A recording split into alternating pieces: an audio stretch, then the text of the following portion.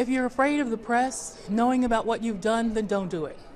That's the answer. Don't do it. TSU English professor Jane Davis, minutes after being reaffirmed as chair of the Faculty Senate. She's talking about the grade-fixing allegations that resulted in this hearing last month before the State Senate Education Committee. Davis sounded the alarm after 270 math grades were changed, putting the English teacher at odds with interim TSU president Portia Shields. And we unequivocally deny that any grades were changed 1 to C's or to any other grade. The heat over that showdown led to this mugshot, taken after university police charged Davis with disorderly conduct during a faculty senate meeting in which she and the president were making their cases. Prompted by TSU's President Shields, Davis was voted out on the spot. But Thursday, the faculty senate voted that vote was illegal, and Dr. Davis is still the chair. This is the way Ms. Shields conducts business. She does it through threats and intimidation, and Ms. Davis just did not stand down.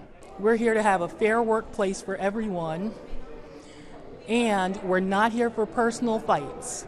We're not here for cat fights or kerfuffles.